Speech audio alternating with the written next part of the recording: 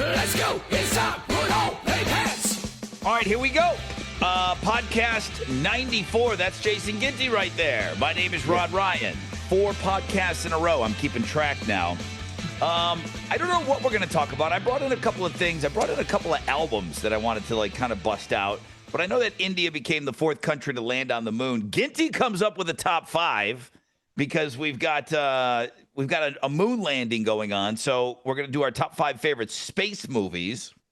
And then a couple of things here or there that we're going to talk about. But I wanted to kind of revisit something from last week. Okay. What I don't remember what we talked about last episode. I got to be honest. Once I do it, oh shit. Now I remember that. That was easy. So I'm busting out, for those of you that are watching on the YouTube, it's my INXS Kick vinyl. That's now badass. This I had from back in the day. Wow.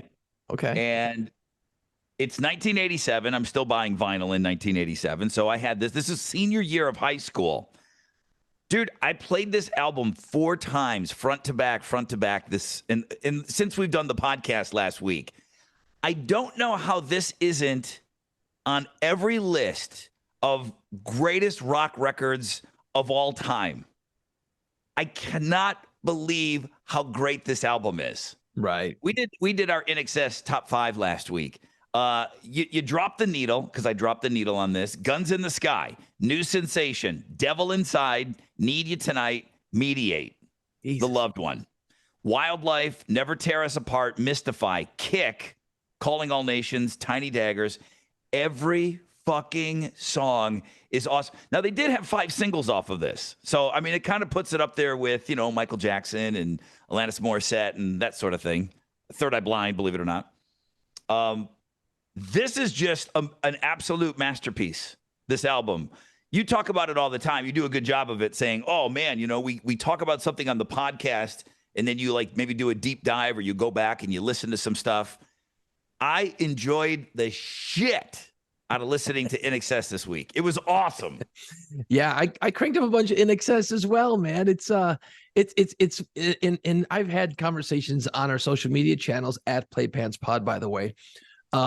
People, we throw these top 5 favorite lists out there, and then people chime in, oh, how'd you forget that one? I'm like, oh, you're right, that's great. Or they'll throw in their top 5, and I'll just be like, oh, I forgot about that one too. That's why we do it. That's one of the reasons I love this podcast is because I've been exposed to so much shit, so many different movies I haven't thought about or ever even considered watching, so much music, as much music as I know, right? I mean, think about what we've done with our lives. I'm like, no way, didn't know. Oh, I didn't hear about that one. Oh, I'll check that song out. Now, they ain't all winners, but goddamn Harry Styles in my life now. He wasn't. He wasn't before, that handsome little son of a bitch. I wonder if the INXS Kick doesn't get the rock cred because of the 5 singles in it. Were they considered a pop band? Were they thrown into that Duran Duran? At that time, they were kind of more pop than rock. Yeah.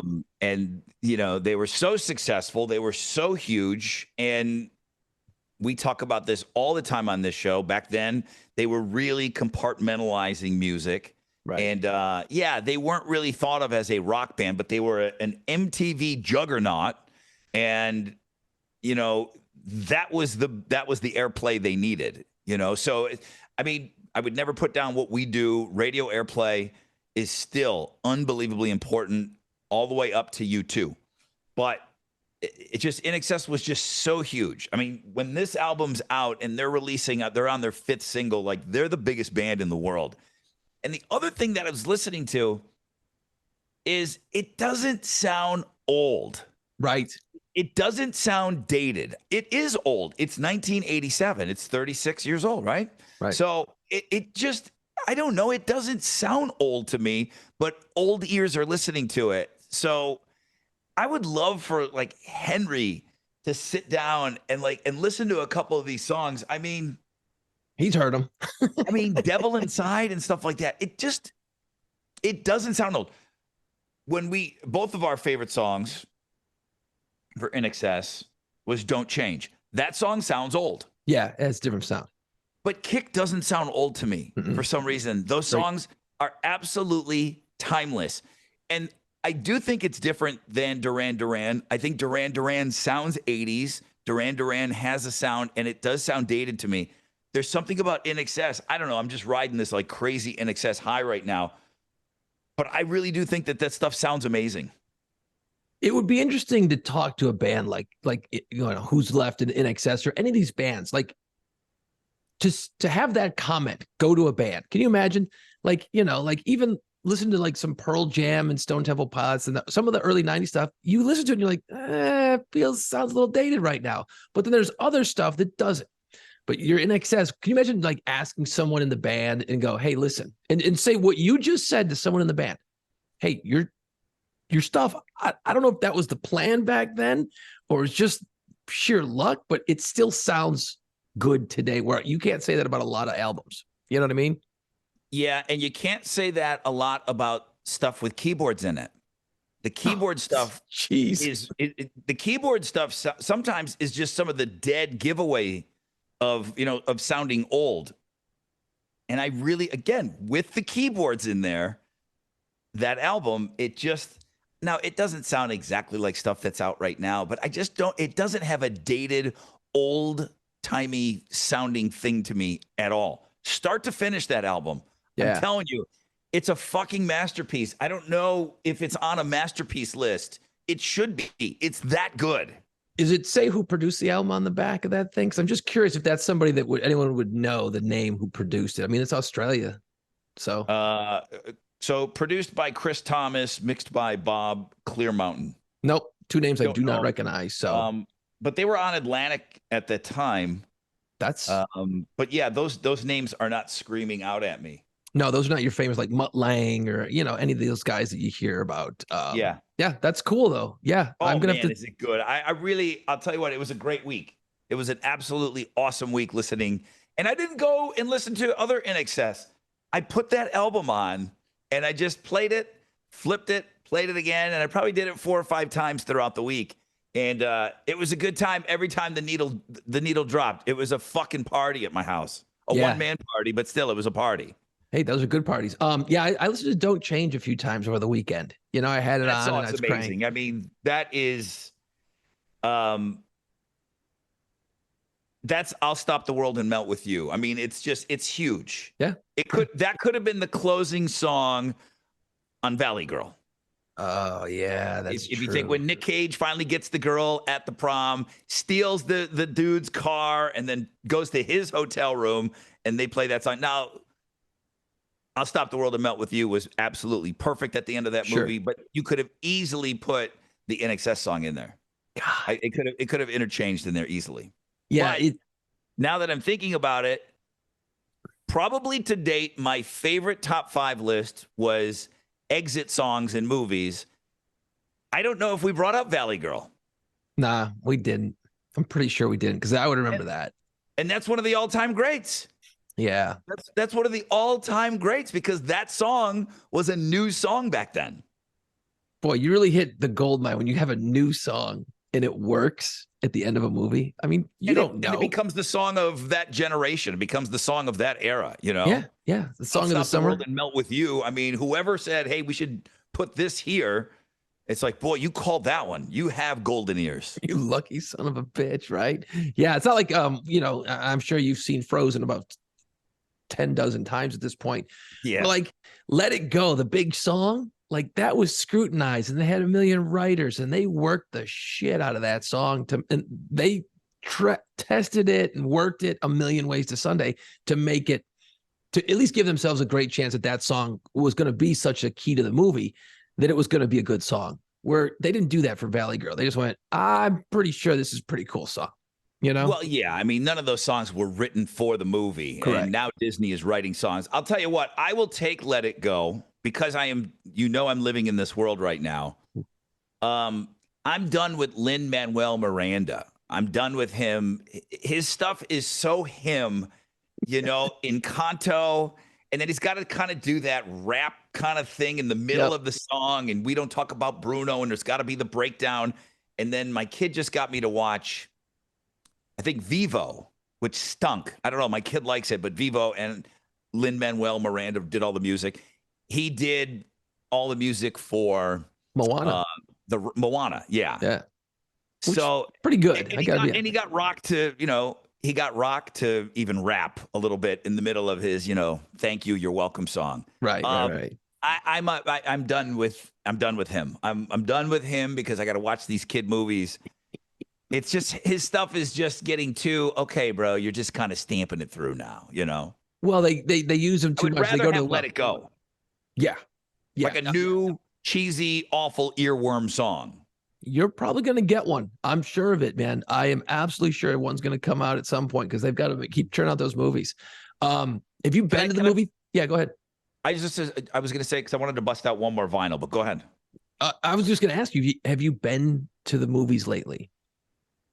I went to go see Top Gun Maverick, and that was the first movie that I saw since my kid was born. My kid's 5.5. Jesus. I've been to one movie in the theater in 5.5 years. Wow. And I really enjoyed the experience because it was, it was after the pandemic, whatever, and going to see, Maverick was perfect. And I thought maybe I'll go see Elvis at the theater. And then I said, it's right there, $20. I did that thing and I just watched it on the couch. I enjoyed going to the theater. It was cool. I just haven't been back. I don't know. Yeah. I'm a part of the problem. We've been going the last, not every weekend, but like every couple of weekends because there's been decent theater movies out. Like some of the stuff I'm like, nah, I'm not going to go see it in the theater. That's dumb. I'll just see that at the house. But like the new Mission Impossible that came out with Tom Cruise with a big jump, saw that at the theater. It was great. The movie was good, but the stunts were fucking great. There's some great shit in it. We went to see Oppenheimer at the movie theater, right? It wasn't the opening weekend where it was Barbie, Oppenheimer. It was the second weekend. Because I like to let all the dopes get out there and see the movie so I don't have to sit in line. Or you know what I mean? We're a crowded theater. And we went into the theater and it was absolute madness. It reminded me of being a kid going to the movie theaters where there's just shitloads of people everywhere, lines for the candy and all the drinks and stuff. And then you saw all the chicks in their Barbie gear, right? Like just pink shit everywhere. And I'm standing there going, wow, did the movie business need this so bad? It brought people back to the theater. Was there a Barbie box at the theater that you went to? Did all theaters have a Barbie box, or was that only at like big places? I think that was at big places. I don't remember seeing it, but I mean, it just had this excitement. Like, the last few years and even prior to COVID, going to the movies, I was kind of like, this is kind of cool. But there wasn't like this excitement. In Oppenheimer and Barbie, the same weekend, two big movies. It just had this cool excitement in the movie theater again. And that brought me now we're going, well, it's so hot out. What else are you going to do? Right. And so we've gone and seen a few movies at theater. Did you? And I've heard people call it both. Like when I say I'm going to the movies, I say I'm going to the movies. Some people say, I'm going to go to the show. Did you go to the show? I'm like, my mom would go to the show. Yeah. I'm like, she would talk about going to the show when she was young. Right. She would go to the show. She'd go to the Riviera in North Tonawanda, which is still there. And they still do concerts and everything there. The theater that my mom went to as a child is still there. But that was the show to her. It was always the movie to me. It was always going to the movies. Yeah, I'm going to go to the movies. Now I'm going to the show. I'm like, what show are you going to Broadway? What are you doing? You seeing a play? I always got it like just I don't know if that's a North thing or if that's just what that is. But yeah, I've heard other people say. Did your mom go to the show or go to the movies? I think I heard show. It seems like I heard it growing up. I don't know if it was my family but I remember hearing, we went to the show last night. Yeah, it's an older thing. I think it's an older thing. I think it's a regional thing. I think it's an older thing. It's like the same thing when, old people, I'm going to watch my stories. They watch their stories. They watch their stories. They're not just watching TV. They're watching their stories. Go watch my programs on the TV. Watch my stories. Rod, I came up with a couple of questions for you. We do this every once in a while, and these are fun questions that everyone can play along at home, okay? Or if you're driving. These are just get to know you type things, or just weird philosophical goof ass questions. Plus, I didn't really know what else we are going to talk about, so I was kind of grasping at shit. to be honest. All right, here we go. It's the old if you could be, that kind of thing. All right. This one's a good one. I like this one. If you could have a fictional superhero as your best friend, who would it be? Jesus Christ. See, it's not fair because I've had time to think of these, so I've got answers. A fictional superhero. Superman's got to be the one. He would cruise you around. You wouldn't, if he's your drinking buddy, you wouldn't need Uber. Oh. He would just pick you up and cruise you over to the bar. Bro, I'm late. Can you come get me? Yeah. I mean, Superman, that's your best friend. I can't think of another. I mean, you know all these superheroes way more than me, which is also going to be a question I have for you when it comes to our top 5 list today. Oh, I like it. I mean, yeah, Superman's got to be the guy. Yeah, I would have to be the dude. I mean, for him to fly you around. Or you get that phone call. Rod, I'm pregnant. Superman, you got to do that backwards reverse Earth shit. You got to go back in time, bro. You got to make sure I don't go to that girl's house. Yeah, Superman. I would say, I started thinking about like Batman, but like he's a moody bitch. You don't hang around with that grumpy dude all the time. Iron Man. Got the cool toys though. It's like you've got like that guy that has the boat, like that's your boat friend, like.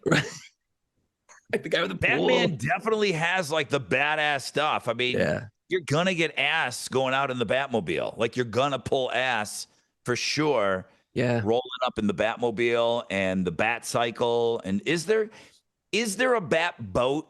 I know that there was like on the Adam West one. Yeah, there's got to be the TV show. Yeah. But I'm asking you. You're a superhero guy. Yeah. Is there a Bat boat? I know that there's like a spaceship looking thing, but is there a boat? Yeah, there's, what, in one of the movies that they had like a boat that got caught up in the water, and it was kind of a multi-use vehicle. So I guess so. But you know what? Iron Man would be kind of cool because it wouldn't be like, I would say, dude, okay, don't get me one of those suits that I can wear. Let me fly around in it. Make it so what if I crash, I don't kill myself. Don't give me no lasers and shit I can shoot out of my hands, but give me some toys to play with. I just want to fly around a little bit. That wouldn't be too bad either. The way Iron Man might be okay. Though, seems exhausting. It's like when you watch somebody surf, it looks so cool and easy and smooth, but then from standing on a board, every piece of your body is engaged and it's like not cool at all. Right. It's kind of like that. I mean, anything. It looks cooler than once you're doing it, it's tough. Superman flies pretty fucking effortlessly. The whole thing with Iron Man, that looks like a lot of work, man. I mean, the force. Yeah, you got to be in shape. It just seems like you're so tense all the time. You know who would be great? Actually, the fucking Hulk. You're hanging out with this dude, this dork, right? And you just walk around all night in a bar just being a prick to everyone. And then you'd be like, yo, bro, get green and go smash some fuckers. It just doesn't seem like a guy. I mean, I got to be able to chit chat with my guy. Right. Got to be able to chit chat. I get chit chatty after a couple of beers. Yeah. So, yeah. Oh, Thor would be a good one. Thor, okay, I don't tall, know much handsome. About Thor. Is he a good dude to hang with? Great dude. He can drink his face off. He's tall, handsome as all get out. And you know that there's going to be 90 chicks hanging out with him. You're going to get some spillage, You'll get spillage. Does he fly with that hammer? Yeah, he can whip it around and shit. Yeah, he can do some stuff. So like, it's is it not a propeller? Kind of something like that. I don't know. I don't know how this shit works. I'm not a scientist, but yeah. Okay, that took longer than I thought. Superman. Yeah, I would have to say Superman. He kind of seems sensitive and smart too. This is a cool one. And since we've been harping on the bear chef, what's the best meal you've ever had and where was it? Yeah, I know that's a tough one. I mean, I know you can relate to this. I mean, you start eating some of that pasta in Italy and it's like next level. It could be anywhere. Yeah. I mean, it literally could be anywhere. And I am not like an Italian spaghetti pasta guy, but when you eat it over there, it's just fucking like out of this world. This is great. I can tell you that the cedar plank salmon that they used to serve at NOLA, which is no longer there. I know. The cedar plank salmon was like one of the fucking greatest meals that I've ever had, and I would get the same thing every time. So Emeril Lagasse kind of like got his start in New Orleans, and then he's got a bunch of chain restaurants now and Emeril's. But my favorite place, even though he had Emeril's and he got started at Commander's Palace, which you're going to get a great meal there, but Nola for some reason was my favorite, and it was just kind of dressed down. You could just get away with a button shirt, and eventually, everywhere just became you could wear shorts. It used to not, even in our time, it wasn't like that. Mm-mm. But I Not think cool. eventually, especially since the pandemic, I think you can kind of almost wear shorts anywhere, at least in the quarter. But that cedar plank salmon was one of the greatest meals ever. Yeah. That's just one that comes to mind. Yeah. Yeah. It's tough when you live in New Orleans. I mean, swing a fork around and find a restaurant, because there's so much great stuff here. And that's just the old classics. Like, people always ask me, dude, where do you go to eat? I'm like, well, I kind of stick to what I know. There's so many new restaurants in this city all the time. And I'm sure Houston's no different. Who can go to all the new restaurants? I would love to be able to go out on once a week and go, oh, let's go try this place. Let's go try this place. But who's got that kind of money and time, Yeah, and those big meals wipe me out now. I don't look forward to it. I know it's an old man thing, but I'm telling you, like a big ass steak, I'm fucking toast, man. Like, I am toast. No. Smith and Walensky used to have a killer that was at that huge fucking, I don't know if it was a ribeye. It was they had a piece of meat that looked like the thing that they put on the side of Fred Flintstone's car. It tipped it over. They had like a Cajun ribeye, huge Cajun ribeye. And that was one of the best steaks I've ever had in my life. Wow. And that was Smith and Walensky, which is no longer, I don't think it's here anymore. I don't think it's not New Orleans anymore. It used to be close to the Superdome. But that was like out of this world. Yeah. Like, what about for you? Man, after you said Italy, I'm like, just say eating anywhere in Italy, and it's amazing. Yeah, like, it's not fair though. I mean, it is awesome. It is amazing. And I'm not talking fancy shit either. I mean, like walking into a place that you just walked into, and they're like, hey, and you're like a family member, and you walk in, and you're like, yeah, give me some pasta. All right. And then you're just eating it going, how the fuck? How are they doing this? This is unbelievable. And then you go to the next place. The tomatoes taste different. The cheese is different. The sauce. I mean, everything is different. The pasta is obviously homemade. Yeah. I see why people love pasta, and I see why people love Italian food, because when you've had it done really, really well, you're like, oh man, it's not like the stuff here is awful. It's just I would never go out and order an Italian dish like at a restaurant. Right. I'm a steak or a fish guy. I mean, those are my two go-tos every time. Yeah. Yeah. The one place we went to last year, we were in Edinburgh, Scotland. Now, you're probably thinking, well, those dopes don't have anything good over there. The British don't have great restaurants, Ireland, but that's actually not true. There's a lot of great London food. sucked. I thought London was terrible. I thought the food there was not terrible, but there was nothing that was exceptional. It just was okay. All the bars were standardized menu. They all made the exact same fish and chips. I was so bummed out. I thought I was going to get different fish and chips everywhere. Fucking same meal everywhere. Mushy peas. Stunk. Yeah, the fish and chips was kind of the same everywhere. You're right. Now there's this place in Edinburgh, right on the Royal Mile. It's called the Witchery. And it's in, first Edinburgh, every building is like 2,000 years old or whatever. They're 1600s, 1700s, all this heavy stone, and it's very old. And this place is so badass, man. It's like, it's expensive as shit, but we're like, fuck it, we're here. Let's do this thing. And you go in, it's real dark, and just the furniture's badass. We had a booth, and it was we ended up having venison Wellington. Right? That was like their specialty. And I just remember my wife and my son just going, oh my God, I've never had anything so great. And of course, my dumbass don't eat meat, so I'm eating some other crazy shit. I don't even remember what I had, but it was more the experience of how cool it was to be eating in a location like that. Was just Yeah. that was it. You know, it wasn't necessarily the tastiest meal, but as far as best, oh my god, yeah, totally badass.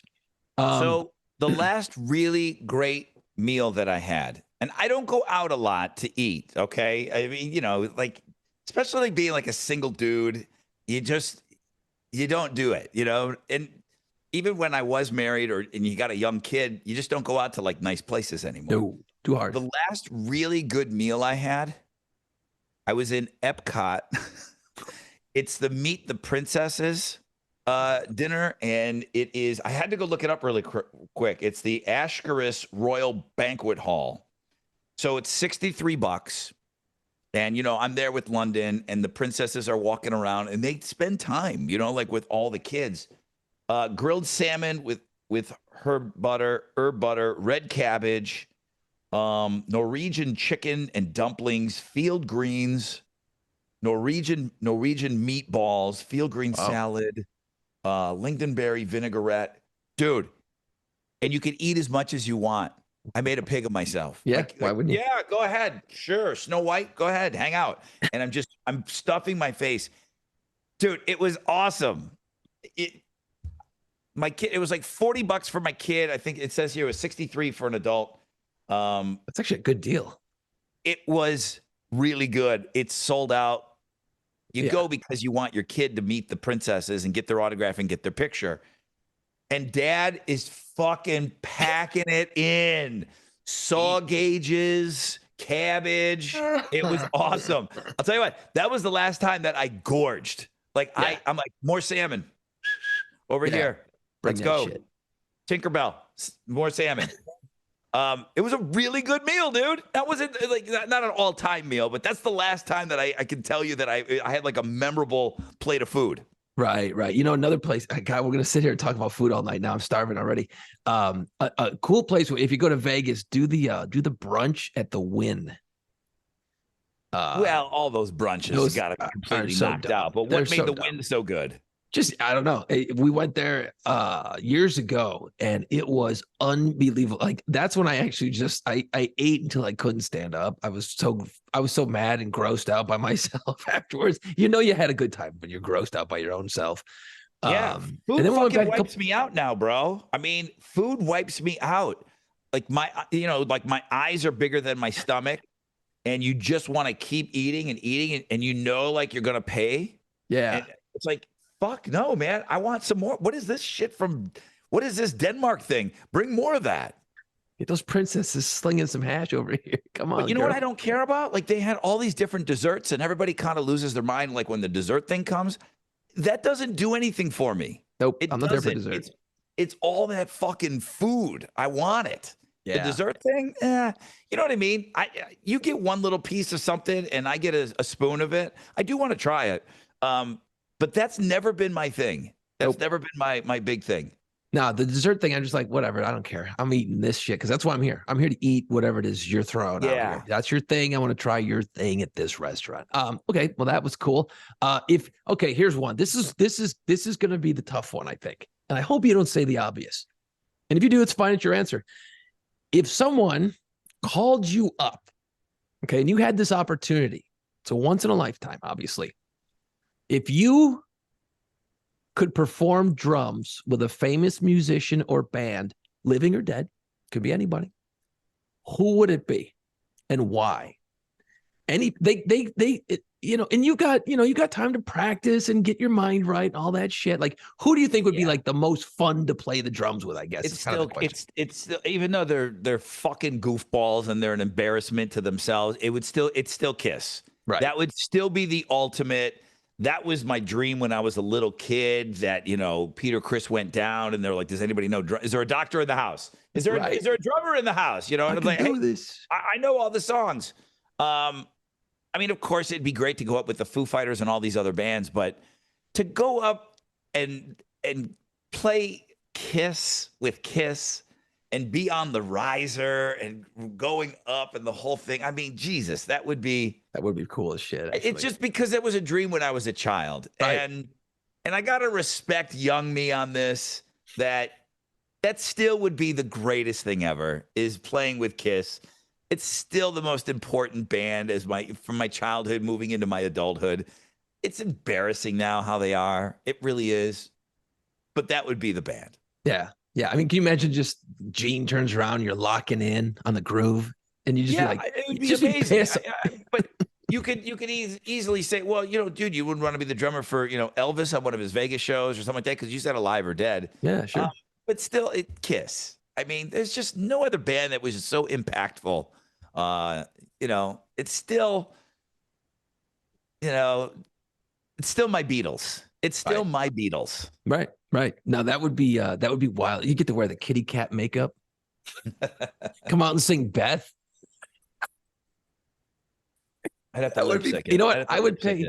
I would be able to pay. I would pay to see that. Here comes Rodney Kitty Cat gonna sing Beth. Now this is gonna be the best part of the show. Come out there with your rose and your towel. Throw it to a chick.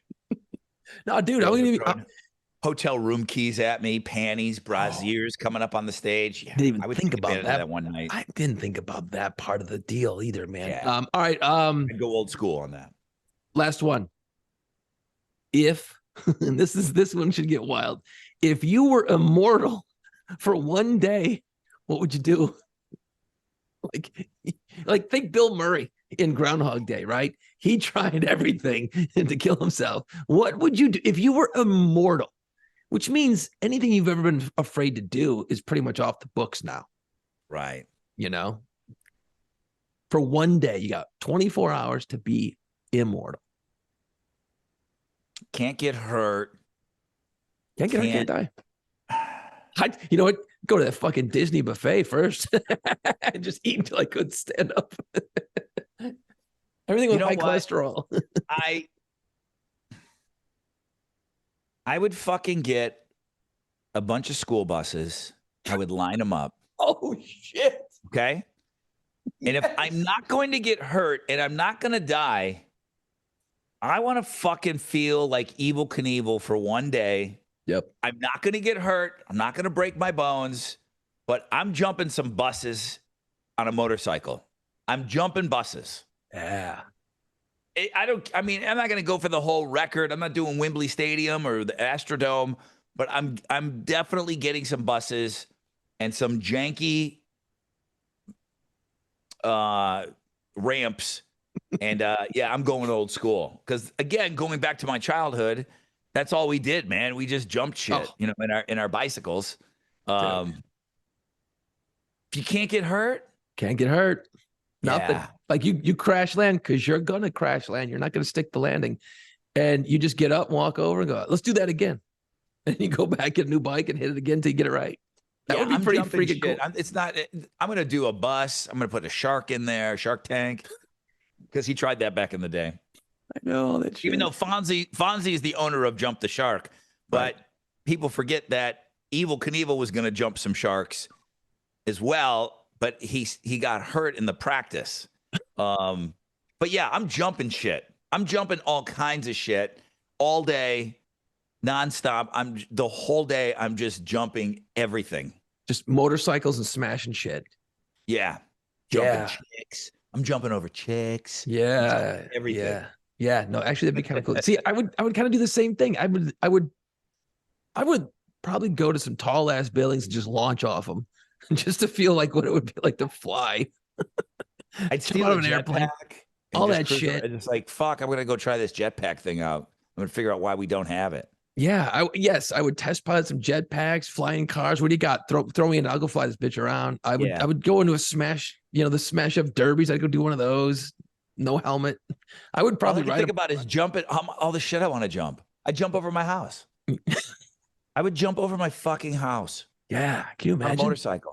Like all day, you just have a semi truck full of motorcycles, and that's all you do all day. You just go places and jump. You got guys with the ramps, and you just show up. We're jumping this shit. What are you doing? I jump ramps now. That's all I do is I jump shit all day. I'm just jumping everything. Hop in there. I'll jump you. Just get in there. Just get in the middle. I'm jump you. You and everything else. Just boom. Dude, if we were both immortal the same day, we could Laverne and Shirley the motorcycle like they do the bike. I could be on the back. Going nuts to butts over some buses. Anyway, all right, there you go. There's their fucking questions. There you go. See, look what we've learned. We've learned nothing out of this whole exercise, dude. It's insane. We are recording this podcast on August 23rd, 2023. Got my arms around your waist. Come on, Rod. Hit that, twist that throttle.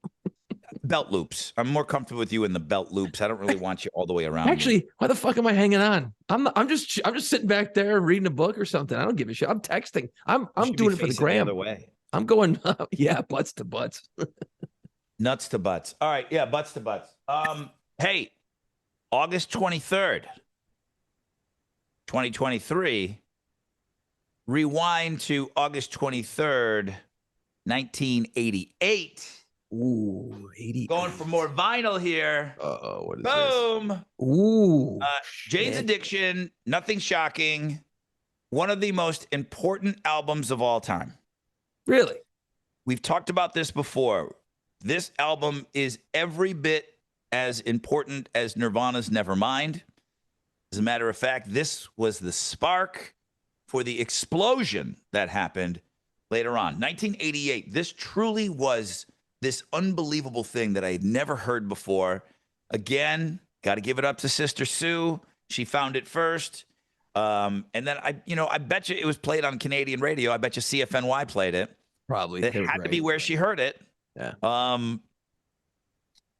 So Up the Beach, Ocean Size, Had a Dad. Ted Just Admit It. It's a song about Ted Bundy.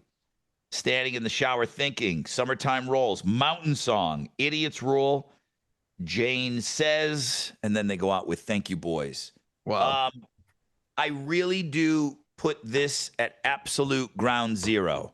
I know that The Cure was around, and I know there was Psychedelic Furs, and there was all this other stuff going around, but it wasn't this. It wasn't what Dave Navarro was doing with his guitar. It wasn't what Perry Farrell was doing with his voice.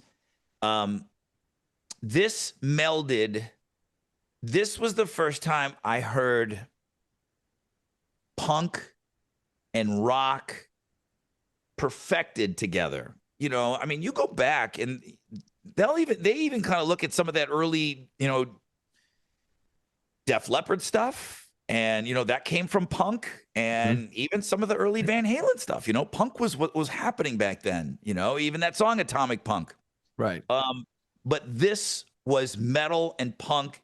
This is where alternative music was invented. I believe it in my heart of hearts. And then Perry Farrell, of course, the genius that he is, went on and created Lollapalooza. And he basically created the alternative format. Alternative music was coined by him. So I can't stress a more important album than Jane's Addiction, Nothing Shocking. 1988, Jason Ginty. Wow. That's insane. So if that's the the spark, if you will. Yeah. So that's 88. So, not a lot of radio was playing that shit. It was all going to be college or Canada or, there was nobody really playing it. But yeah, it's out we should there. say that there was kind of like a new music radio station in Toronto that came through clear as a bell in Buffalo, and it was CFNY. Right. And that's what Rush wrote Spirit of the Radio about. Like that they had that station in mind. And it was a station that just was like a K-Rock in Los Angeles, like they were playing new music and they were doing things differently that only a handful of radio stations were doing. So they would step out on a Jane's Addiction. Correct. And you got to think we were lucky enough to hear that, we were lucky enough to have access to that radio station. So you got that in 88, 89, right? And then you start, Chili Peppers. We talked about that before where they're not exactly blowing up, but there's some things happening in that camp. I mean, you've got you got to put the Cult in there. The Cult's in there, Faith No More is kind of bouncing around a little bit, right? Yep. I just don't think there's anything. All the stuff that you're mentioning is important, not as important as Jane's Addiction. I really do feel that. I just think like spark is. You're right. That's the flavor of what's going on. So they're not the only ones. They're not doing something that like absolutely nobody is doing. Right. But they're doing it at a level where it's like I was a metalhead.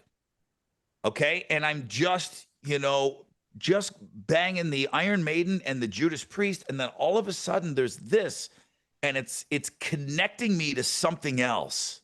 Right.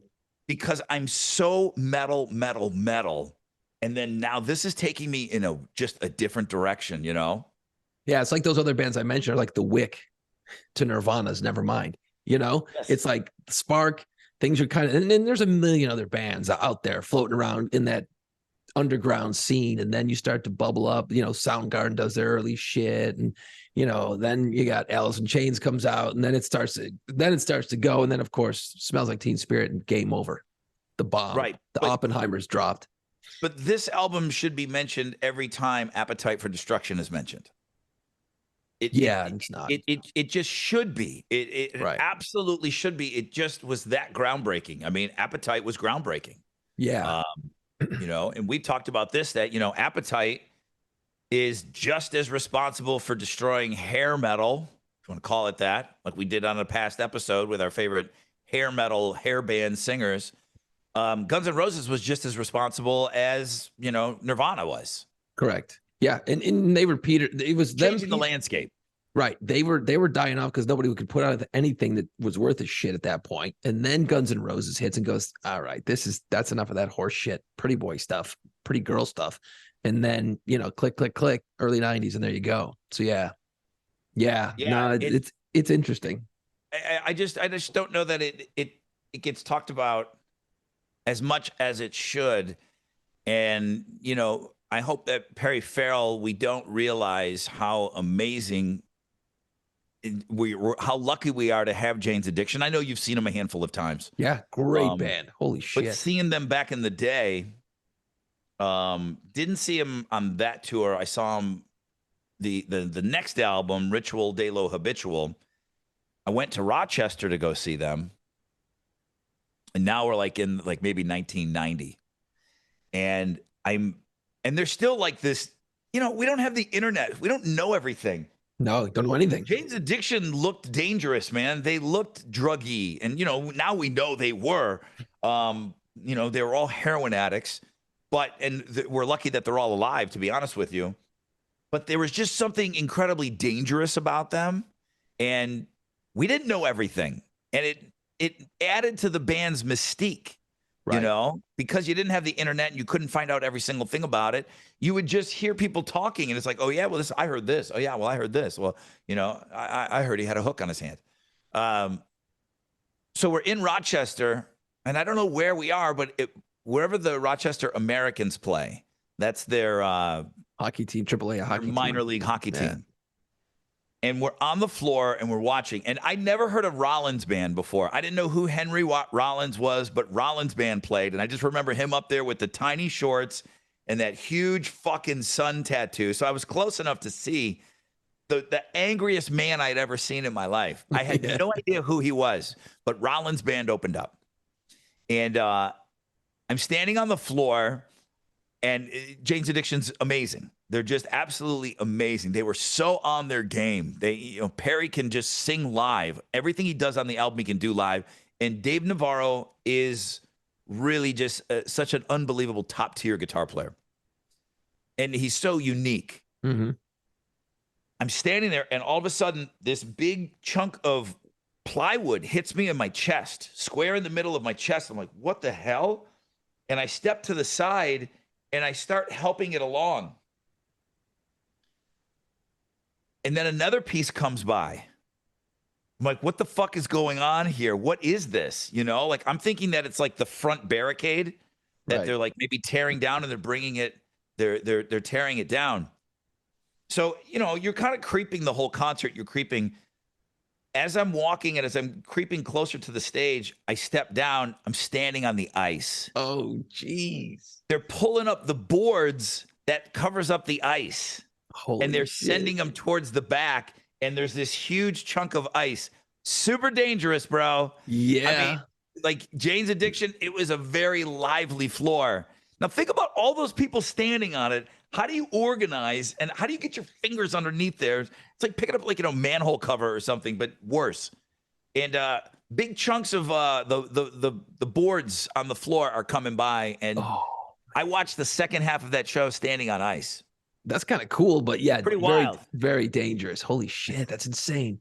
Yeah, I saw Jane's Addiction a couple times. They played here in New Orleans. I've seen them twice, and one of them was at Voodoo Festival, which was outdoor in City Park. And You must have seen him on a couple of voodoos. I mean, they played a couple of voodoos. I think I've seen them both times. And not being like super Jane's Addiction fan, but seeing them live and watching Dave Navarro play the guitar, it's just a different sound. It's a different everything, and he's so relaxed and just fucking cool. Like Dave Navarro is just cool, Perry just always felt weird to me, but Dave always just looked super cool. Perry Farrell is, again, everybody is so unbelievably unique in that band. Yeah. But Dave Navarro is a guy that as soon as he hits a note on his guitar, you know exactly who it is. Mm-hmm. And, you can say that about Angus, and you can say that about Slash a little bit, Eddie. But he's one of those guys that as soon as he plays, you know exactly who it is. It doesn't have to be playing his song, because look what he did on that Red Hot Chili Pepper album. When we did our Chili Pepper songs, man, I was leaning into that One Hot Minute album heavy. That's I love like that one album. of my favorite Chili Pepper albums because it sounds like fucking Jane's Addiction. Yeah, no, I love that album. Like Dave Navarro threw up everywhere all over that. It's his guitar playing, Yeah, it sounds great. I love that album. Like, I really like that album a lot, but obviously it didn't work out for him. But yes. Yeah, no, Jane's Addiction, and then you follow that thread through. I think one of the reasons probably why that album doesn't get the credit is it doesn't have really the hits on it. No, it doesn't have the hits. Jane Says is the one kind of like lasting song that, okay, that is, I think that maybe even got re-released. That was on their because that album is technically their second album. They put out a live album the year before. Mm-hmm. I think they did a Rolling Stones cover on it, but they recorded it at the Roxy, and it was a live album, and everybody like went and got it afterwards. Nobody had it when it first came out. But that's why it doesn't have the cred. Right. But then when Ritual De Lo Habitual came out, then MTV and Boom and Stop and Been Caught Stealing, man, that stuff was on a loop on MTV. Been Caught Stealing was nonstop on MTV. It was constant.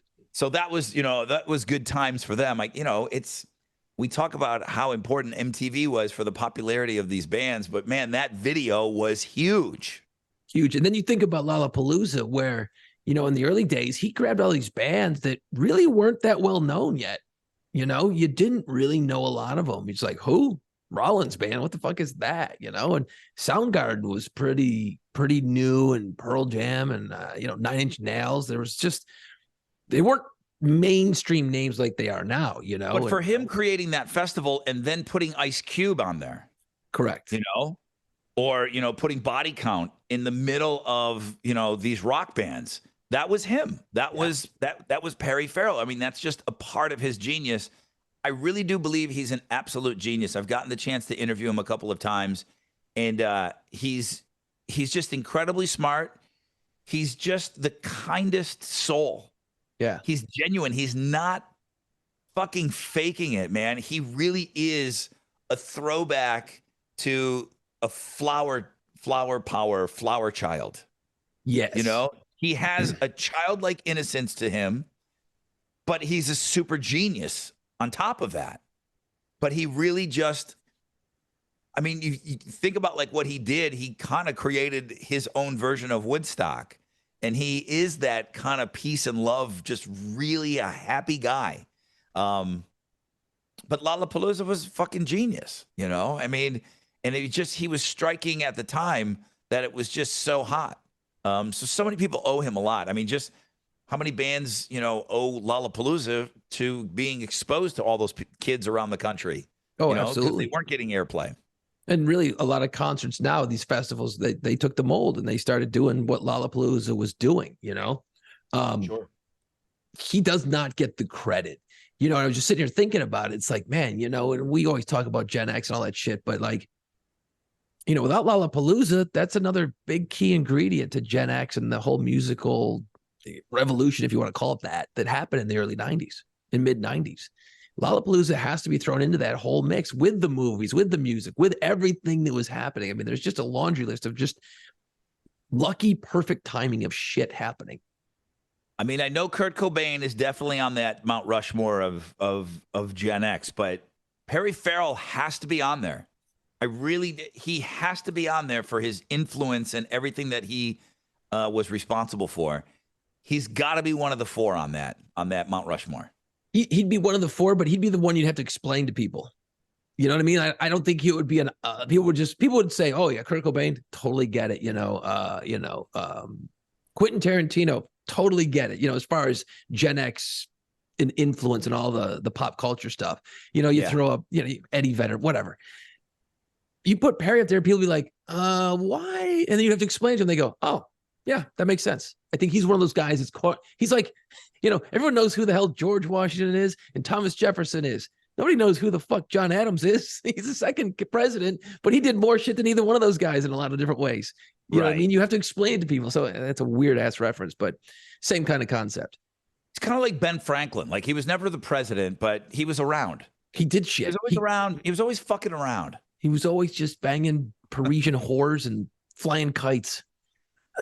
I guess that's what he was doing. Yeah. Sure. Well, dude, this is the weirdest top 5 we've done in a while. I think not weird, but interesting in a way. I mean, the what's weird is how it was sparked. And here's how it was sparked. We couldn't come up with anything else. Well, then I went back. We're scrambling today. I mean, scrambling. Why didn't we do the one-hit wonders? Because we forgot. It was last week, and out of sight, out of mind. I'm done. I'm a goldfish, dude. I go around the bowl once. I forgot everything. All right. I know we had talked about it. We're like, okay, let's bank that one, man. Like, the best one-hit wonders of all time. So dumb. Just dumb. But this is bank cool. That bitch. This is cool. I like this one. The top 5 favorite space movies. It's got me thinking a little bit. Yeah. Put my hand up. Yeah, go ahead, Rod. You in the back.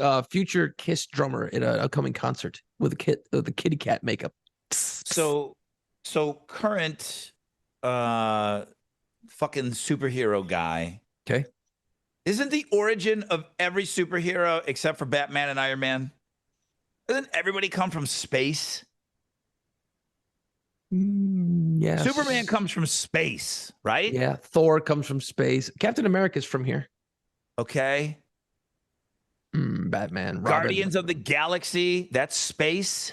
Most of those, yeah. Well, the dude is Chris Pratt. Like, he's actually from the Earth. But I feel like everything's spacey. Yeah. Like it's a lot of space shit. I feel like you could probably tie almost all of the superhero stuff to space. Yeah, Black Panther from here. Black Widow. Where the fuck is Wakanda? Here. Wakanda's not here. Oh, dude, you got to watch these movies, man. You wait till London gets old enough. You're going to sit down and I'm going to put the order that you got to go through. And you guys are going to be like, fuck it. I'm a superhero guy now. I'm telling you right now, you're going to love it. Yeah, we're going to do our top 5 space movies coming up after the break. Oh, yeah. Oh, geez, we got a break. We have a sponsor. Listen, guys, next time you visit New Orleans, man, make sure you book the Pirate Tour. Our good friends, the Pirates of the Quarter, our good old sponsors from day one. Now, this is a French Quarter walking tour. It's like no other. If you want to do like a pub crawl version of it, I guess that goes on the weekends. I saw some great pictures. Looks like people are partying, hanging out with the pirates. Discover the real pirate history of New Orleans. You can book your tour, piratesofthequarter.com. And when you're at that website, there's a great store now, and you can get T-shirts and all kinds of booty on the website. So kick-ass T-shirts are for sale right now. Everything is at piratesofthequarter.com. All the socials at Pirates of the Quarter. And I think you led me to believe that maybe there's going to be an announcement soon. So I can't wait to hear what's next for the Pirates, what those wily pirates are up to. It'll be fun. It's funny. I was out there last, a couple weeks, I don't know when it was, recently, and doing a little pub crawl and had some ladies celebrating a birthday. Yeah. Right. Doing a birthday party, girls trip, and in your mind, you're already going, oh shit, how badass. Yeah. It was 60th birthday. So, you're out there with the 60-year-old ladies, but it's funny because remember the character from Saturday Night Live. I'm 50. Look at me. I'm I 50. stretch, I kick, and I stretch. Dude. Sally O'Malley. Sally, I swear to God, this lady on the tour was her. She's like, I'm 60 and I don't care. I'm gonna get a hand grenade because I'm 60. And I'm pissing my pants the whole time. I'm just laughing and I'm trying not to say anything. I'm not trying, like the whole time. She's just, I'm 60. I don't care. I'm 60. I'm like, Jesus Christ. Well, when you told me girls were on a birthday on a pirate pub crawl. Sounds exciting, doesn't it? Well, when you said girls, I'm like, okay, wait a minute. 60 makes sense to me. 23-year-old girls on a pirate pub crawl does not make sense to me. You say that, but all right, go ahead. Yeah, there's we do a lot of bachelorette parties. Okay. So, yeah, you don't expect a 23-year-old, but 27, 28, 30, they like to go out, put on the, the brides, the whatever that fucking, the veil, I guess is the word I'm looking for. And then all the girls get the sashes or the shirt, I know you've been married 100 years, but it's still called a veil. I guess, I don't know. And whore 1, whore 2 t-shirts or whatever it is. And yeah, we do a lot of the bachelorette parties, which of course is again conjuring up amazing images in your head. And let me just tell you, it's not as cool as you think. Because I was gonna say, did the pirates? I mean, you got a little place for tips. Yeah. But at the end of the tour, we take tips. But the problem is, a lot of those people show up completely blitzkrieg by the time they get there, and it's just a fucking mess. There's crying. They slide the money under your eye patch. Yeah, I wish. No, it ain't that good. I'm telling you, they're sloppy, they're crying, they're fighting, they're arguing, they're just like, and it's like you're trying to actually do something here, fun. And yeah. So when you say bachelorette party, taking the tour, that sounds awesome. 75% of the time, it's not that good. A few times it's cool, but mostly Has somebody started the tour and then just kind of petered out in the middle of it, couldn't go any further? Yes, I've held hair. I've picked people up. Come on. Yeah. No, there was one guy, he was so hammered one time on a bachelor party, which those are fucking terrible too, because, those nobody's paying attention, probably. They're doing shots, and it's fine. I don't give a shit. Hey, man, they have fun. I make sure they have a good time, and it's great. One dude, he had this unique ability where he was doing shots and he's hammered. I mean, he's fucking blackout drunk, and he would stand there and he would stand up and his eyes would close. And he would just start wavering like a tree in a breeze. He wouldn't fall. He would start leaning, and he would lean, and I would just put my hand up on his chest and kind of nudge him back, and he would just stand back up. And that's all we were doing. The dude was standing up, passed out. Sounds like, was it Alex from the Rod Ryan show? He can do that. I don't know how he stays bipedal and drinks like he does. He still just keeps going. He's glazed over. He doesn't fall. No. Okay. Yeah, it happens, dude. It happens from time to time. So yeah, no, but it is fun. It's a blast. People have a great time. So yeah, piratesofthequarter.com. Thanks for that. So apparently, and I didn't read the article, but apparently India landed a rocket on the moon. Yeah, dude. Number 4, fourth nation to do so. Of course, USA, number 1. USA. Yeah. China's been on the moon. Whatever Russia used to be, they were on the moon. Cosmonauts. And then and now India becomes the fourth country to successfully land on the moon. So but when we say successfully land, we're not talking people. It's just they landed a rocket, right? There's no dudes up there walking around right now. That would be a big deal. I don't know that. I think it's just they got a rocket to land without crashing, I believe is the win here. There's not just dudes cruising around, right? Yeah, they're probably going to release some rover or something like that because they're on they're in a weird area that people haven't been to where they think there might, if the area that they're in, they got the best chance to maybe find some water. Gotcha. If there's going to be any water, it's going to be where they are. Nobody has been kind of where they're at. Gotcha. Okay. Yeah. Okay. So, well, that kind of kicked me into well, wait a minute. I don't think we've done top 5 favorite space movies, and I thought this might be kind of cool. So, do you want to go first, or you want me to go first on the space movies? Wait a minute. Is the Indian? I don't think there's people, man, because I know that NASA's working on sending some people up there. but we're just doing like test cruises around the moon the next couple of years. And then I think we're gonna land some peeps up there. I think people landing on the moon would be a pretty big headline. I don't think that's what happened. I think it's just a rocket that they were able to not crash. Yeah, it's landed on the moon's south pole. Russia was close and it ended in a crash, which they didn't talk about deaths, so there must have been nobody in there. You're right. There's nobody in there. Yeah, nobody's sending humans up there yet. Okay, cool. Glad I don't exactly follow a lot of NASA shit, but that's pretty cool. So yeah, top 5 space movies. There's a lot to choose from here. I was kind of surprised. There is a lot to choose from, and it's like doing a top 5 Led Zeppelin and not putting Stairway to Heaven in there. Like, what do you do with Star Wars? Like, it's the franchise, right?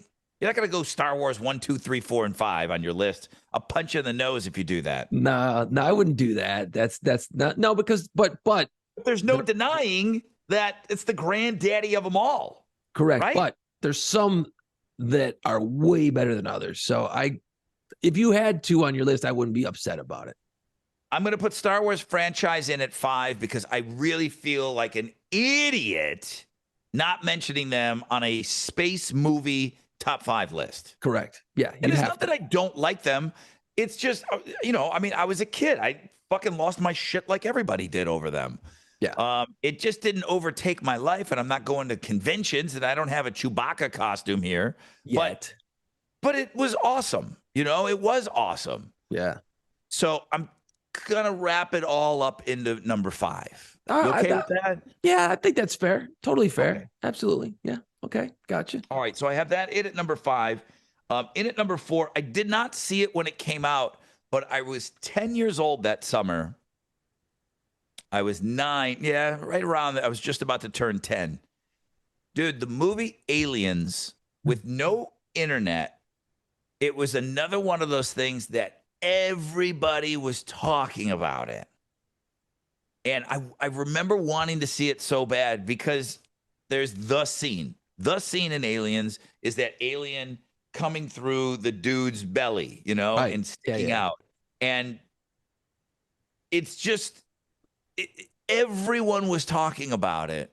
So I remember like later on watching it on HBO and thinking that it was pretty cool, even though the special effects by today's, it's awful, but it is a pretty great movie. It is a pretty awesome movie. So I got Aliens, the original one, right? Aliens, in at number 4, in at number 3. Maybe I like her more than I let on. I don't know. She doesn't seem like she'd be cool to hang out with. There's something about Sandra Bullock that she doesn't seem cool to me. But the movie Gravity is awesome. Yeah. Yeah, I do it's like that really, really good, and it's just her. It's kind of like Tom Hanks in Castaway, where she has to act all on her own. She's a great actress. Oh, yeah.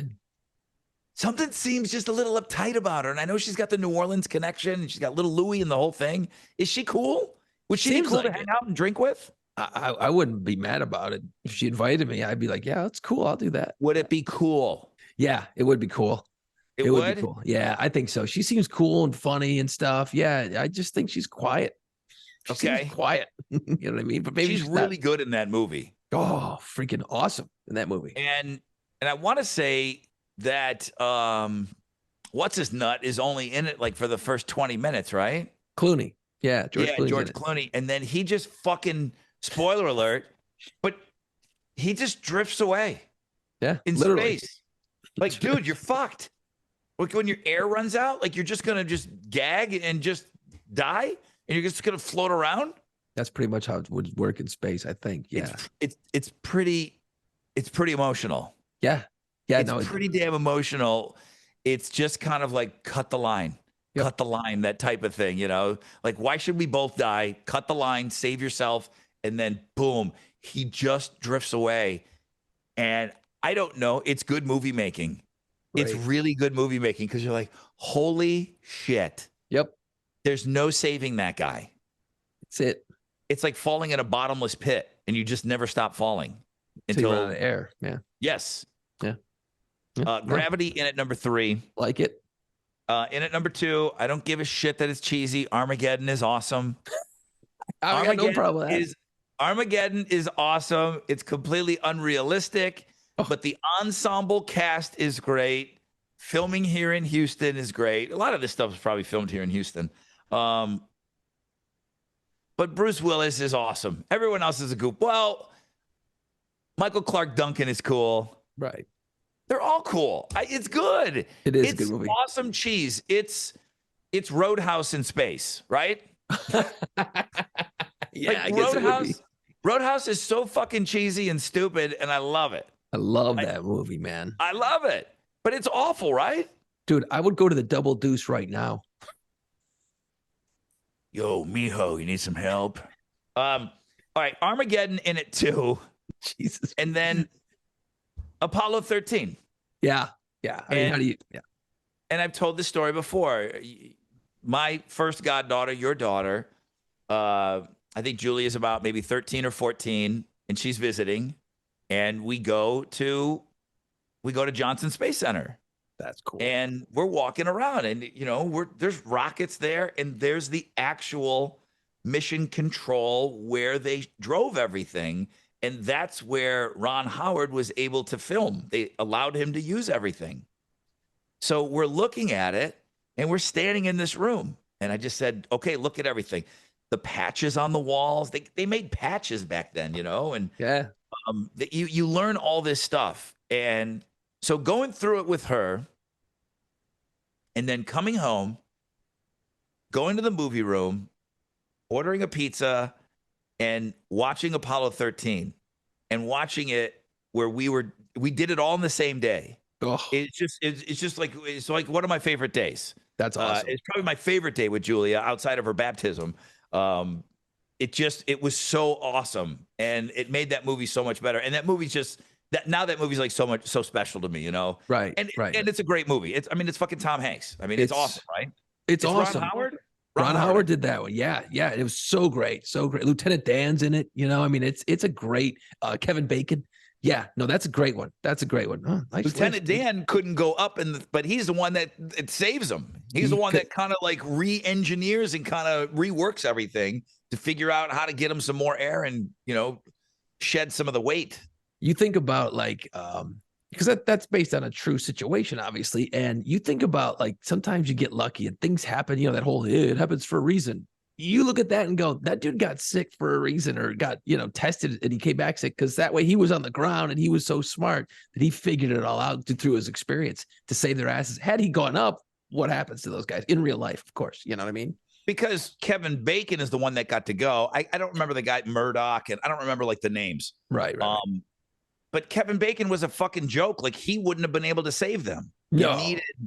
You needed Lieutenant Dan that's not his name either, but you needed him to be sick, because that was the best guy to figure out how you're going to get these guys home safely, Correct. Yeah. Yeah. No, that movie's so great. It's hey, they've got it when they dump the shit on the table, the duct tape and the tubes and the batteries and whatever pieces and parts, and they go, this is all they have up there. You need to get them home.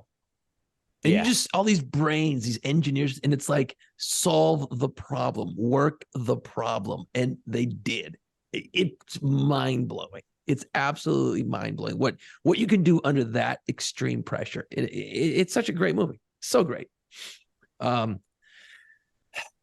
five are fairly different, dude. Yeah, but I think Thor Ragnarok. No, I give shit about that. Actually, though, you know what? I will take shit on this one, and I'm okay with it. The first Guardians of the Galaxy movie is good because the music is so great. I didn't know what to expect. I saw that movie. And you got introduced to the characters and the Chris Pratt dude, and you're like, okay, this is pretty cool. And the way they use the music was just, come on. I mean, the dude carries a Walkman with him everywhere. I was done from that point forward. As soon as he had that, I'm like, okay, this movie's going to be good. So it's a superhero movie, but I do like that one as far as space movies go, the first one. Okay. It's a good movie. I mean, it is good. And you know what?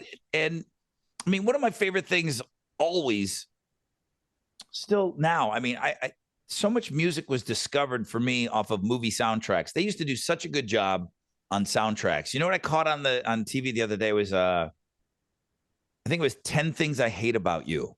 Yeah. Just another dumb teen movie, and it was Heath Ledger, and they're It's all actually really, pretty really good. young, but they're all really young. But I think it's Letters to Cleo.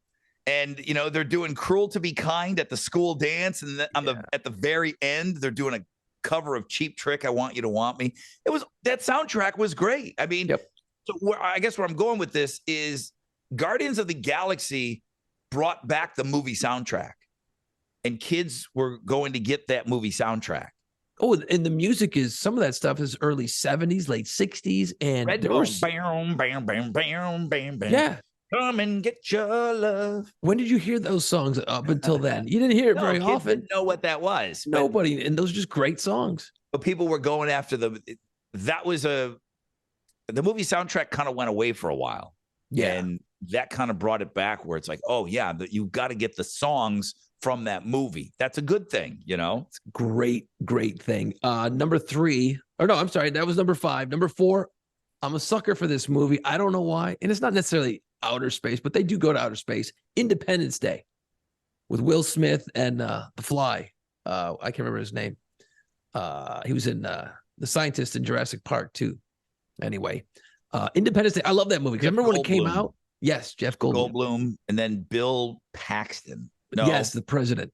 Bill Pullman or Bill Paxton. One of those Bills. Confused all the time, man. I think Paxton. Pullman. Shit, I don't know. One of the Bills. One of the Bills. Anyway, I remember when that came out. I remember seeing the previews, and like when they showed in the trailer that they blew up the fucking White House, I went, well, I got to see this movie. This is crazy. Who does that? And the big spaceships. And actually, I was scared. I was like, holy shit, that could happen. I'm scared. Yeah, I thought it was good. I mean, I put it in that cheese category, and I already had Armageddon in there. And Armageddon is better than Independence Day to me. Right. I felt like I checked the box already. I didn't want to fill it up with too much schmutz. Nah. Well, that was my my cheese pick right there. Number 3, Star Wars Empire Strikes Back. That was the second one. That was the one where you find out that Luke, I'm your father. Spoiler alert. Sorry about that. Anyone who hasn't seen Empire Strikes Back. That's when you find out, holy shit, that Darth Vader, bad guy, is Luke's father. What the fuck? And people's minds were just blown when that happened. Plus, it was cool. The difference between those two movies is Star Wars kind of hit, and it was like, okay, it was just kind of something new. Then Star Wars Mania kicked in after Star Wars. The anticipation for the second one was fucking bananas. Absolutely. It was just fucking off the charts. So yeah, that was the most exciting. Empire, right? Empire Strikes Back. Empire Strikes Back. That one was insane. Absolutely insane. That was number 3. Number 2, and I've watched this movie a couple times. It's freaking awesome. It's definitely not. I mean, it's about space, but man, they ain't in space. The movie Hidden Figures. It's that Never movie. saw it. I know that. Dude. As I'm like kind of like making sure that I'm like going through all the space movies. I know that was up for a ton of awards. So great. Never saw it. So great. There's these based on a true story, right? Yeah, these African-American women, they're brainiacs, man. They're super great in math. They got all these skills, and it kind of tells their story. And then you got to think it's late 60s.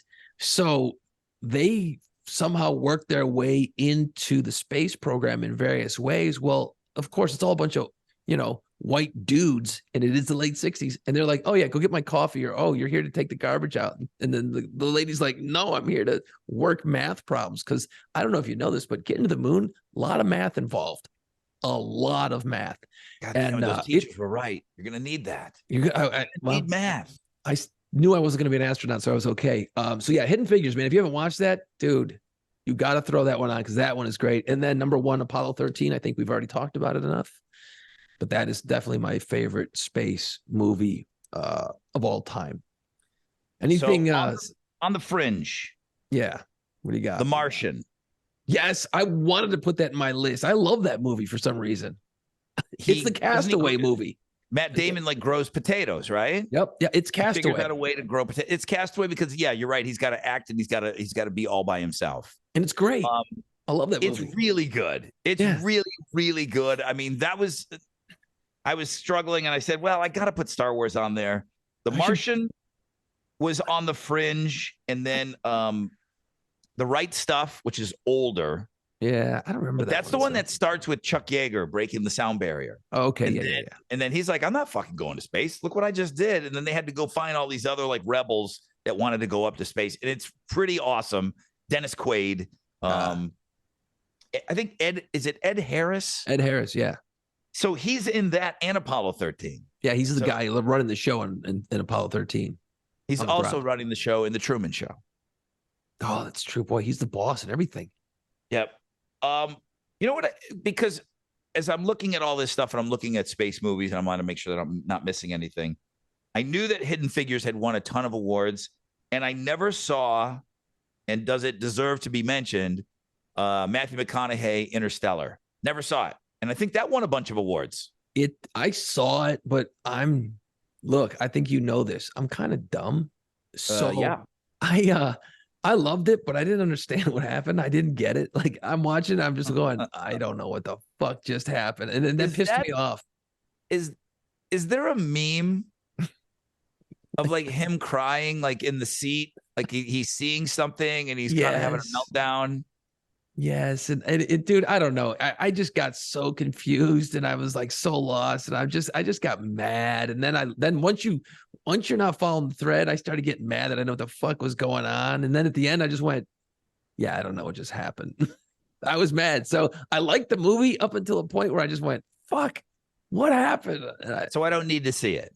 You should. And I'm going to watch it again. But it was very, very interesting and very cool. But man, it's just, it kind of blew above my my intelligence level as far as space shit goes. But I did like it. I don't know that I dial into movies like that anymore. I don't, like when I watched the last thing that was like a work to watch was, I think, probably Game of Thrones. Right. And people would talk to me, and I mean, I don't even know anybody's names or anything. I know the Starks or whatever, but there was that one Meister kid, and he's looking at the book and he sees these names in there. And I remember the next day, everybody like losing their shit, like they knew what that meant. Yeah, no. I don't know what any of that means. And I'm watching the same show as you guys, but I am not investing that much. If I have to work at Interstellar, if I have to work the whole time that I'm watching it, I'm kind of not interested in it. I really do go to these shows. If I watch a movie, it's just to freaking drool, to be a mouth breather and drool. I don't want to think about it. Yeah, well, you don't have to like because I don't do it that much. It's just like it's a little abstract, and if I went back and watched it again, I'd be like, oh well, this is what happened, you dumbass. For whatever reason, I didn't quite get it that first time through. But yeah, Interstellar's cool. Neither one of us put 2001: A Space Odyssey on there because I don't think I've seen the whole thing. I've always fallen asleep. I saw it in film class, and the only memorable thing to me, because that's Stanley Kubrick, right? So that's like one of his movies. So it has a look, the music. It's one of the classic all times, apparently, but it's that opening scene where the apes are fucking killing each other. Correct. And it shows them picking up a weapon, and an ape is beating another ape. Now, those apes look horrific. They're dudes in fucking ape costumes. Like, it's so bad looking. Right. It's hard to get past it now, because I remember my movie teacher making such a big deal of, this is the most important piece of cinema of its time. And, look what he's doing here. I'm like, it's a fucking dude in an ape costume, dude. I can't get past this. This is horrible. Go back and watch the first 10 minutes of 2001: A Space Odyssey, and you cannot get past dudes in ape costumes. Yeah. I think we're looking at it from a different lens. You know what I mean? When it came out, I'm sure people were like blown out of their minds because you're seeing space, you're the whole thing. But now you look at it, you're like, oh, that's boring. I didn't put that on my list either. Star Trek, no Star Trek mentions. Star Trek: The Wrath of Khan. Oh, fucking great. That's now you're going way back. Captain Kirk taking on the Corinthian leather dude. Ricardo Montalban. Yes, Fantasy Island, right? That guy. Loved it. I'll tell you Loved what, that the movie. updated one was okay too. Yeah, but with Wonder Woman's boyfriend in it. Chris Pine. God, we're really bad at this today. We're just fucking up all the characters from different movies.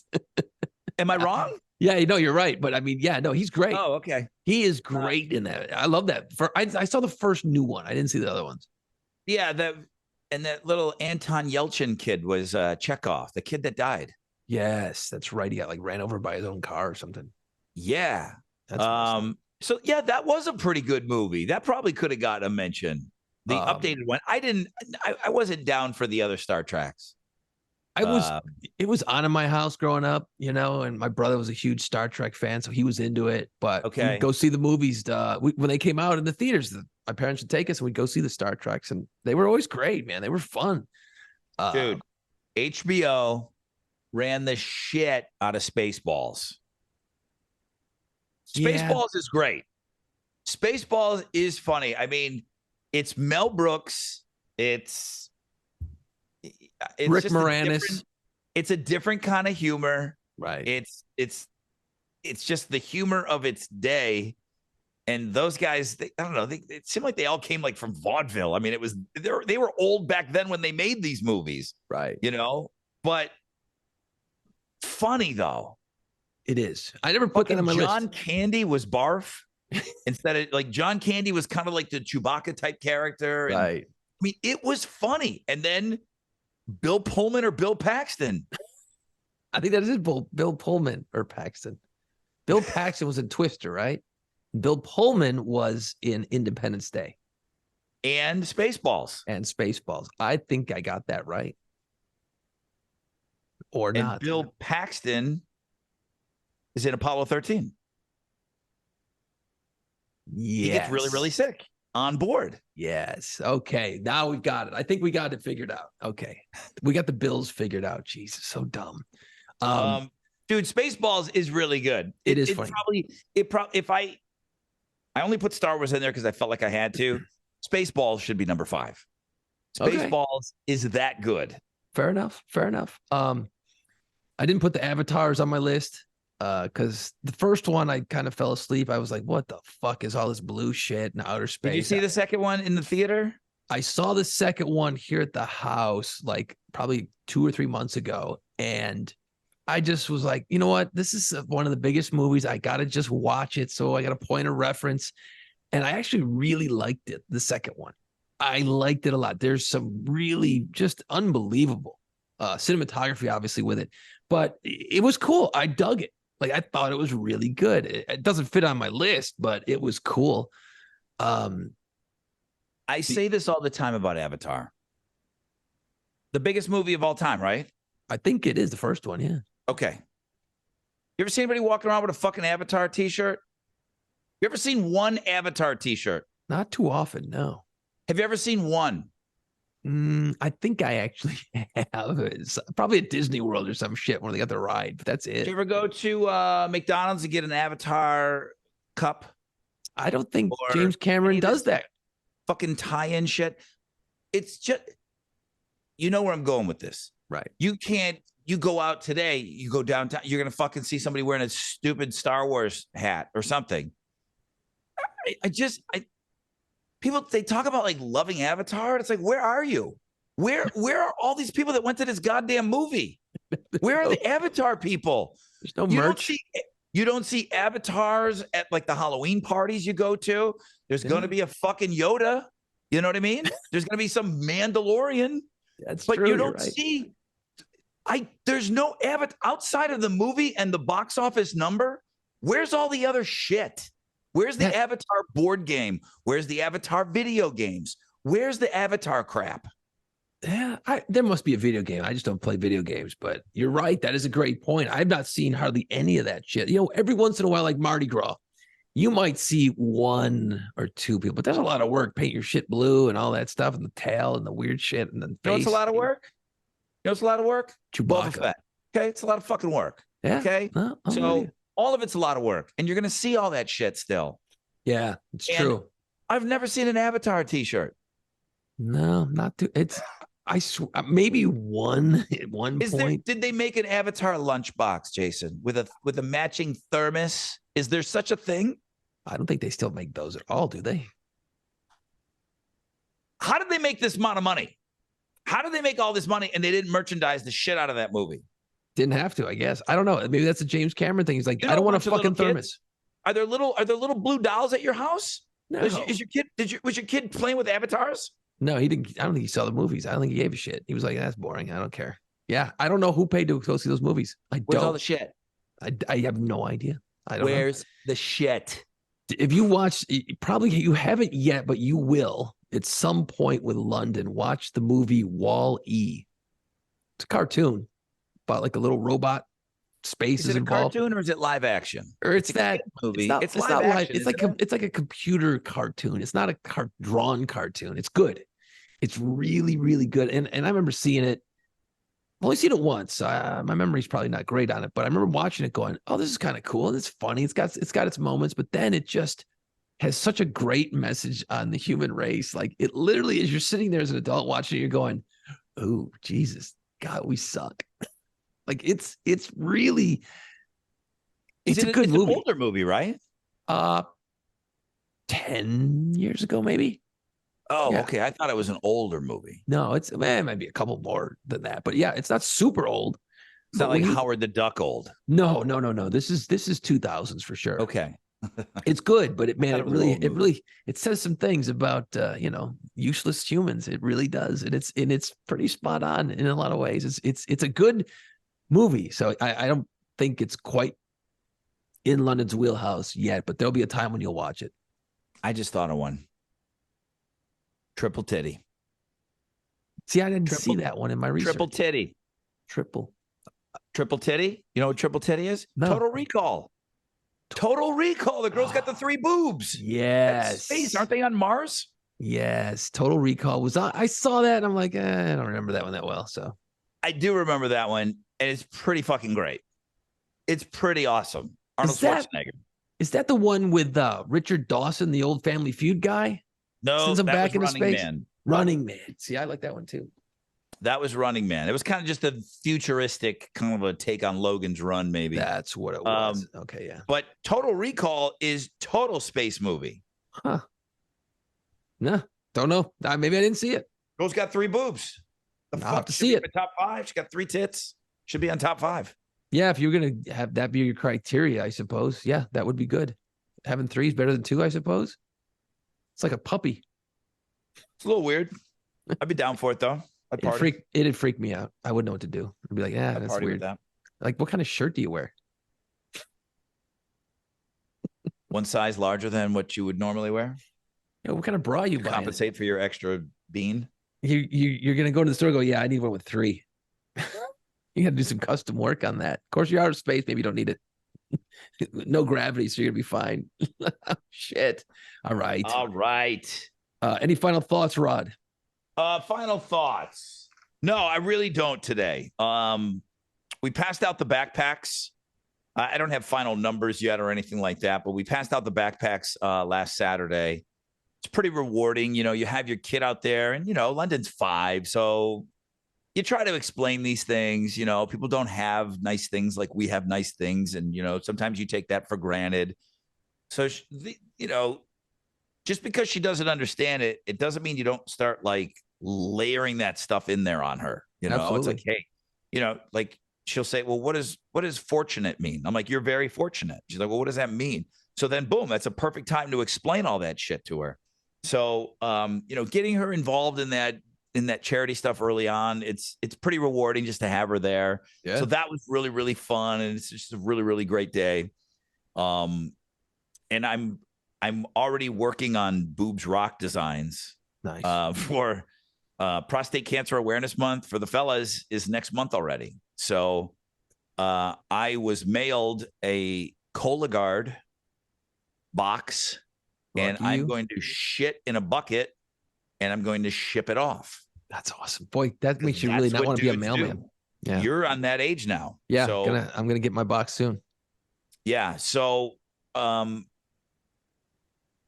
just I know these are final thoughts and it's August, but coming up, the Prostate Cancer Awareness Month, Breast Cancer Awareness Month. We raise money for research for those things. And there's just no downtime like from now until the end of the year. So, I mean, the downtime is 2 weeks. Yeah. Before I relaunch the store, and then boom, we're at it and just going in a whole new direction with our charity efforts here. Rod, I have a concern. I am worried about young Brittany Jean Spears. You're worried about her, are you? I am. I have concerns as a dad and as a human. I worry about this poor girl. Now, look, I don't have a dog in the hunt. You know what I mean? Like, I don't care either way, but I feel for her because she's crazy. And Yes. she's 43 years old right now, and she just spends all her time spinning around in circles. She's going through this divorce thing now. Dude, hope somebody swoops in and takes care of that girl. That's all I'm saying. Because it's kind of rough to watch. Doesn't she kind of have that? And listen, some of this stuff that, it's, you're not supposed to make fun of any kind of mental illness right now, but it's Brittany. But she kind of has that childlike thing that Michael Jackson had, that he missed out on his childhood, and then he still kind of acted like a man child. Like, I was always freaked out by Michael Jackson. I always thought he was a weirdo. Yeah. Musical genius, great. I don't know any of the extracurriculars that he did, but Brittany has that like underdeveloped. I don't know, the way that she talks and the words that she chooses and the way that she delivers them. There's something that wasn't developed. Right. And it reminds me of Michael Jackson. Correct. And Michael started much younger than her, but just because she wasn't famous doesn't mean that she wasn't getting pushed. And I'm sure she had a microphone in her fucking face when she was 4 and 5. Totally. But yeah, there's similarities there, and and it didn't wind up going very well for Michael. But I think those two, there's some kind of a parallel there for me. And other than, I don't lose any sleep over it. No, I don't either. But you're right. I mean, those weird spastic videos that she makes and the style that she makes them, and it just, I don't know what's going on there. There is some things, because you think about the whole childlike thing. At 43, she's acting like she's 23. But it's because, she was on the Mickey Mouse Club. So she started when she was pretty young, right? Yeah. And then, dad keeping her under lock and key there, whatever that was, for many years. So then she finally broke free, 2 years ago? And so it's just, it's very bizarre. And it's like, you watch this shit and you're just like, oh man, please somebody go in there and straighten some shit out. Now that's not my business either, but you put that shit out there, well, guess what? We can comment on it. If you don't put it out there, then we don't know. It is weird. It now with the divorce thing, that's going to add a whole nother layer of fucked up shit to her day. Like, I don't know, man. I hope someone gets in there and gets that girl some help. That's all I'm saying.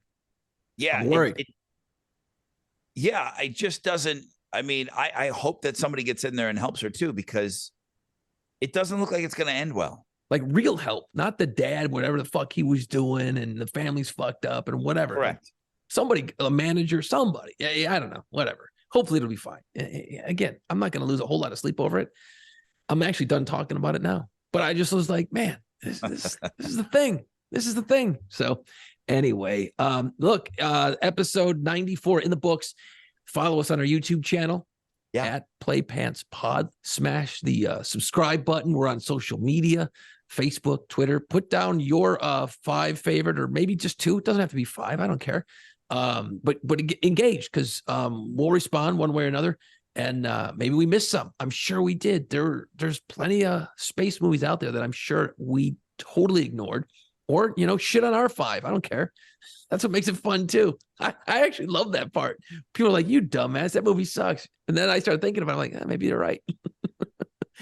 or I'll know I'm probably going to eat shit because I said I didn't understand Interstellar, and someone's going to explain it in like one sentence. I'm going to go, oh, It's like the scene in Mallrats, right?